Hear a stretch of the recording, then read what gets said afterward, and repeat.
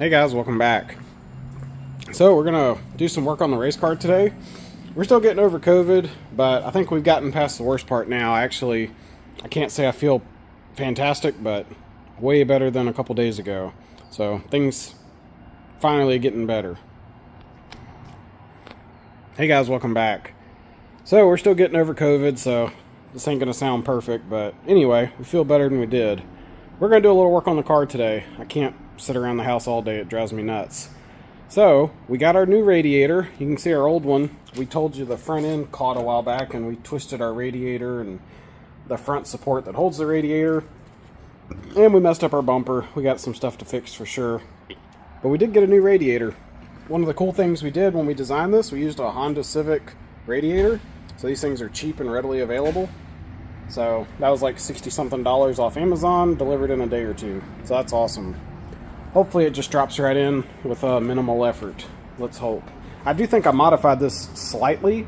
Like, I know I did a little bit, but it wasn't much. So hopefully maybe an hour of work, and at that point it'll go in. Let's, fingers crossed at least, that it's something like that. So the plan is, we're gonna drain the coolant, which is just water, so that's nice. So drain the water, pull the radiator, and get to work. I will show you one thing. So obviously this stuff's low, but you can see the water pump's low too. I wanted it to be low because, you know, it's a water pump, right? You don't want it to have to lift water on the suction side, but it's a little too low. So we're going to change that as well while this is apart. One thing I never did, this pipe here, see if I pull on it, the pump moves. We had considered like bracing this, but the problem is the engine moves, so I was a little hesitant to do that, but I don't know. We'll see. We're probably going to do something with that. That'll be towards the end because the radiator is actually supported by the bumper, which isn't on here because we damaged the bumper too, so we got to hopefully be able to fix that. I know it's bent. Something's bent because it doesn't fit right. Hopefully we can bend it back and get it back on the car, I hope, because I really don't want to buy a bumper. So we're going to try to fix that. And then once everything's where it goes, we'll probably deal with that last. But I do want to try to get that water pump raised a little bit, so hopefully it doesn't catch coming on and off the trailer. Alright, well, we're going to get to it. Alright, I thought I'd show you guys this since we got it on the lift. I can show you some of the carnage. So starting with the bottom, see how that's got like a curve to it? So if we go to the middle, this is where the kind of the point is, and you'll see that's what caught.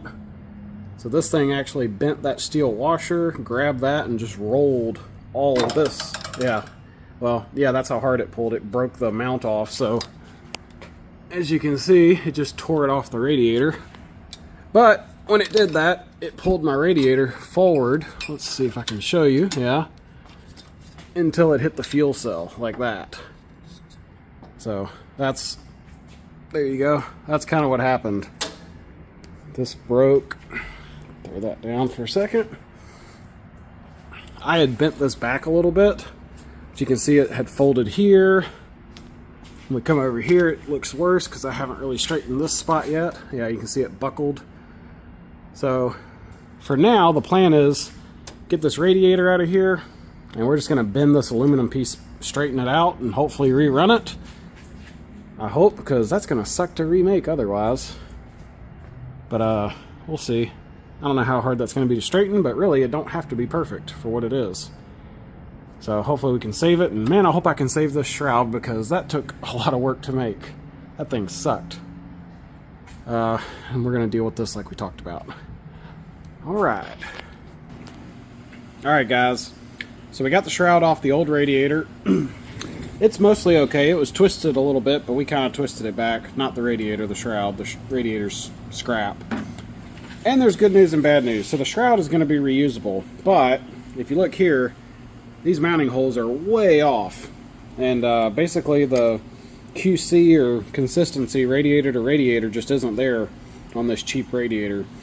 So the shroud fits the radiator pretty well, like that part seems to be okay, and if you look here you can tell that's not correct. It fit perfect on the other one, so that's not too hard to open that up. If we spin it over here, do the same thing again, you know, we're going to have to open this up to get clearance. Not too big of a deal. And then if you look at these mounting tabs, I mean, these are like way off. So Anyway, so what I'm thinking... Alright, here's the deal. There's a couple ways I could fix this. I could cut this off, move it, and try to do that, but that's going to require welding. I could cut these off the radiator. Well, I'd have to grind them off, make new ones, then weld those to the radiator. That sucks because now I'm welding and grinding on a radiator. I don't really want to, because again, even though I can do that, if I have to replace this radiator again, they're going to be in a different spot again. And I really don't want to weld because, I don't know, it looks like they welded it, so maybe this isn't bad. But I don't have any 6061. I've got like some 5000 series or 7000 series that fucking welds like shit. So I don't want to do that for this part. So what I'm thinking, and it ain't going to be quite as pretty because my old setup on the old one, these don't fit anymore, but if they did, I'd made these spacers that actually looked really good when it all went together. But anyway, what I think I'm going to do that'll be lightweight and like a good compromise is just make like a U-shaped aluminum piece. It'll basically just be a flat strip of metal with a hole on each end, and it'll go like across, up, and across. And you'll have a bolt that threads into this, and you'll have a nut and a bolt that goes right here, which I don't love because you got to hold the nut on one side and put the bolt in on the other. It's a little ghetto, and it won't look as cool as my little spacer method. But these little pieces I'm talking about, these are super easy to make, and I could flex them and bend them. So like the next time my radiator, if I have to replace this again and now they're 1/4 inch the other way, you can just bend the little tabs around and it'll work. So it's not beautiful, but it's functional. And you think about, this whole thing weighs like, I don't know, 6 or 8 pounds. So each one's got to support like 2 pounds. So these don't have to be super strong. Yeah, car sees vibration and all that, but I just got a feeling that I can do this and it'll work. So I think we're going to try it because it'll be well, literally flexible, but it'll be flexible literally and figuratively because I can make it work now pretty easily. I don't have to weld anything, don't have to modify this stuff either, and if I ever change radiators again, it won't be too hard to adjust or remake those if they need to be remade. You can see here that slight gap. That's how much the shroud got twisted. It's barely twisted, but it is twisted a little, but it'll pull right down when I get the straps in. So anyway, I think that's what we're going to try. Other than that, basically I'll just pull it in with those little U-straps, and then we got to open this up some so the hose fits, and that's probably it. I think that's what we're going to do. Okay, so we got our radiator put back together. So here's what we did. We made these little U-brackets like we talked about. It was pretty easy. We just winged it. Didn't do any measuring, just guessed and bent it until it fit. Those are pretty nice, and they're definitely easy to bend, so I should be able to just adjust those if I ever have to change the radiator and the mounts are different. So that worked fine, and it's actually rigid, so I'm not worried about that. We opened these up like we talked about. We just marked it and wallowed them out a bit, so we got plenty of room to get our hoses on. And another thing you'll notice, we marked all the bolts. Now, we actually did this on a lot of the engine. I'll show you that in a second. I kind of love this because we're about to go racing. Like, understand, we got to do the side windows and the windshield. And the side windows, I modeled them and ordered them to be like laser cut or something. And the windshield, I'm getting blanks made, and I'm going to cut them out myself because I couldn't afford their price and lead time to get them CNC'd. So I'm going to do them myself. But anyway, that and door handles, and we're going to the racetrack, so time to do our nut and bolt. So all of these you'll see, like for example, let me zoom in a bit. So right here, this is a lock nut threaded into a bolt. What I didn't do was mark this, because technically the bolt and the nut could stay together, but the assembly could rotate, and it would look like it loosened, but it really didn't. What you really want to do is mark the nut relative to the bolt. So you'll see where we have a nut and a bolt, that's what I did. Now, this is the bottom of the radiator, and you can see I marked everything to where if you're under the car looking up, you can see all the marks. You'll notice, like here's the little petcock, these bolts, those nuts and bolts, our fan, even up here. From a bottom view, you can see these marks. So I tried to mark everything in a way that it's easy to inspect, because that's kind of the whole point of marking stuff, is I can just do a visual and know that all the bolts haven't moved. So anyway, that's pretty cool. Oh, I guess the last thing we did that I forgot to mention, these little things, I use bolts, so I had to drill and tap those to get those ready. And that should be it. That piece is done. And here's our cross member. We straightened it out. It's not perfect, but I tell you what, from this far away, it looks fine. Boy, that took a lot more. Aluminum is hard to bend. Bend it back, let me say. It like work hardens, and it's just a pain. So anyway, we straightened it out. It's going to be fine, but that did take some work. All right, so check this out. We started doing our nut and bolt marking. So I'll just kind of go over everything. There's our VVT. There's our exhaust cam. Some water inlet stuff. Down there, that's our electric water pump bracket.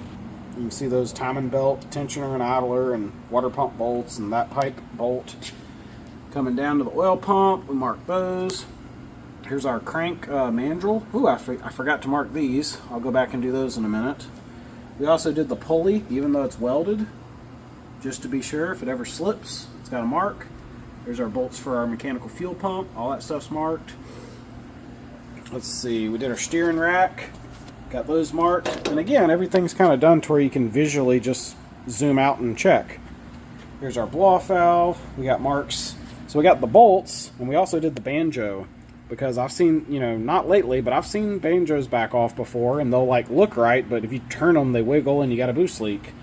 And if that's a wastegate or a blow-off valve, that can cause other issues. So we marked the banjos.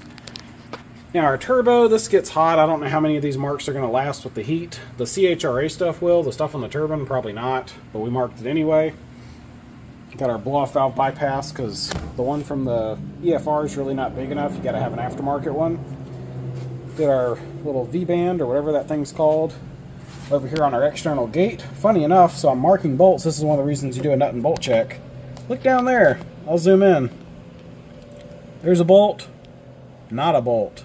So that's going on the list of, apparently I'm missing a bolt, so we got to get that.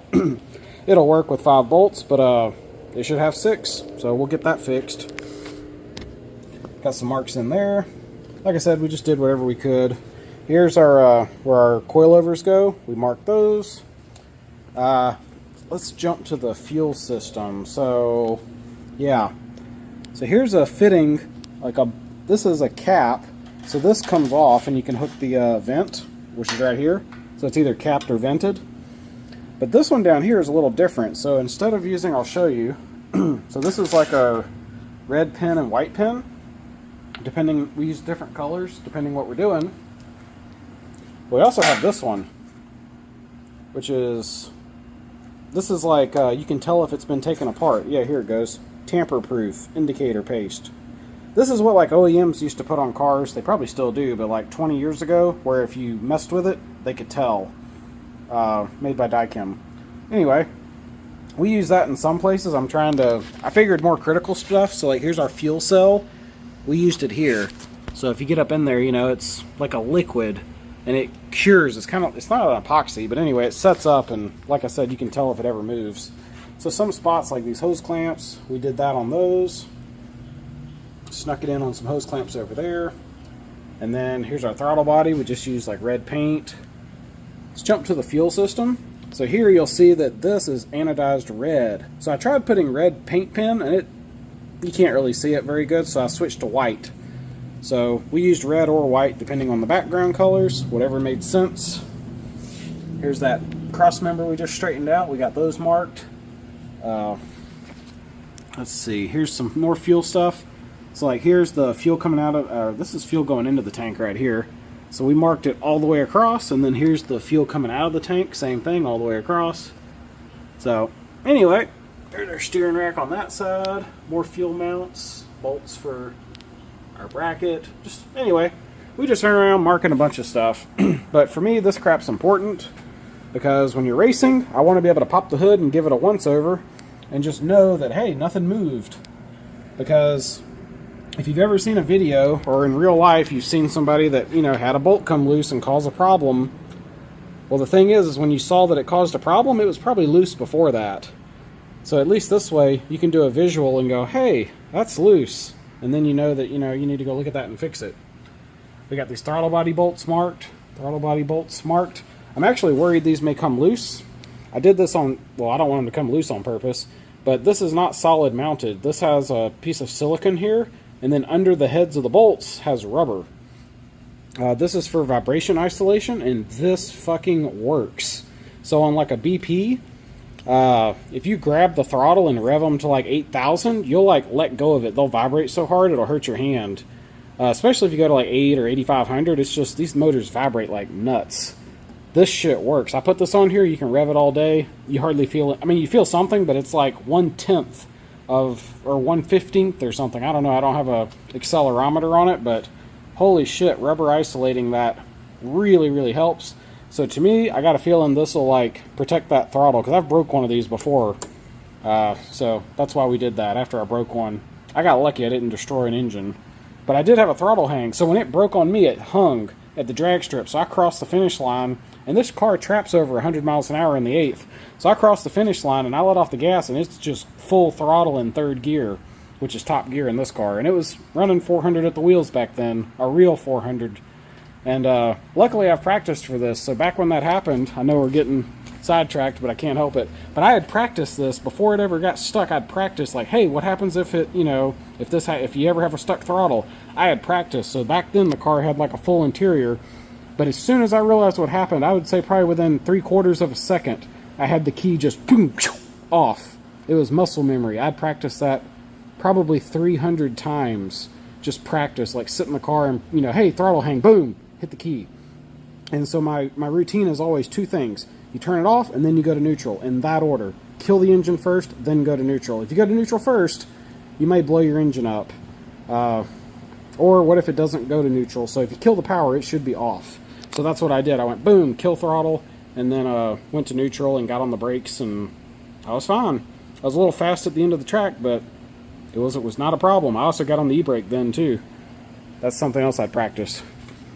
Anyway, stuff like that you want to practice before it happens, so you know what to do in the event. You don't want to be figuring it out the first time. Okay, anyway, back on subject. I'm really liking this. It's starting to look like a race car. This is, to me, how stuff should, just not put together all the way, but this is what a race car should look like, you know? So I like having everything marked. You can check stuff real quick. Here's our fuel rail down there. Same thing. We got the permanent indicator one on, so we haven't done every bolt. I didn't do the intake manifold bolts. I didn't do the valve cover bolts. I've never actually had those come loose. And especially on like the valve cover, it's got a rubber gasket holding it down. So there's so much vibration isolation, you know, that it's like the rubber is like a spring. So it's like a spring, and it is a dampener, and it is a spring. So it is a spring and dampener. It really keeps those bolts from coming loose. I've never had one come loose ever. So I really don't think it's necessary to do those. I may do them anyway, but for now I haven't. Anyway, cool. We got a lot of this marked, not everything. But as you can see, we got our cross member back in. Looks pretty damn straight. Man, you bet anything on camera, if you get far enough away, looks good. So that's nice. It's not actually perfect, but boy, it looks good on camera. This is ready to go, so we're going to drop this in the car. And I don't know, we may work a little bit more, but it's getting kind of late, so probably going to go to bed soon. So I guess that's going to wrap this one up. But anyway, hope y'all enjoyed this, and until next time, y'all take it easy. We got it put back together.